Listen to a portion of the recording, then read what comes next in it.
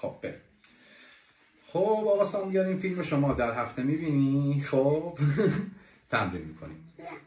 آره نگاه کن، ما میزدیم 1 2 3 4 رو سکوت میکردیم، درسته؟ میشمردیمش ولی نمیزدیم. 1 2 3 4 1 2 3 4 درست شد؟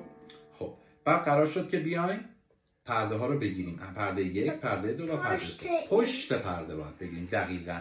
و این پشت دست تو نچسبونی اینجا، اینجوری نشه، باز باشه. میشه چی؟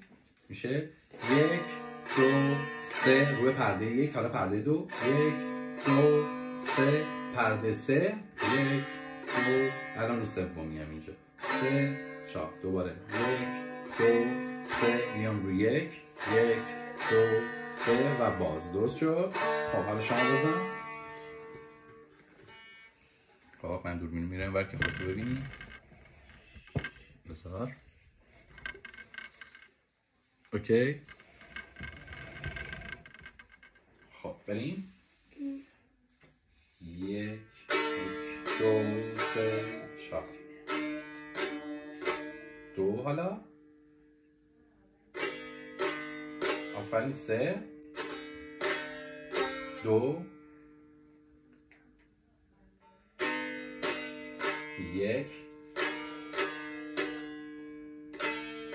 فقط تنها مشکلی که الان هست اینه که سرعت رو زیاد میکنی. وقتی سرعت رو زیاد میکنی برای رفتن از پرده 1 به 2 یا 2 به 3 یه ذره اذیتت میکنه. سرعت کمتر میزنی. خب با شمارش من، یعنی با سرعت من. 1 2 3 4 1 2 3 4 1 2 3 4 2 3 4. فقط انگشتات قاطی شد. الان باید دقت کنی که هر پرده رو با انگشت خودش بگیری. یعنی پرده 1 با انگشت 1، پرده 2 با انگشت 2 و پرده 3 با انگشت 3. بریم. 1 2 3 4 1 2 3 4 1 2 3 4. حالا دوباره باز. 1 2 3 4 1 2 3 4 1 2 3 4. میگم الان ساز از این ته گرفتم واسه. خب چون هی این داره سر میخوره، هی میاد پایین. بعد یه جوری بشینی که این نذاری بیاد پایین. من هی گرفتمش از اینجا. بریم. 1 2 از دست بازش آزاد بذار بشه. اون انگشت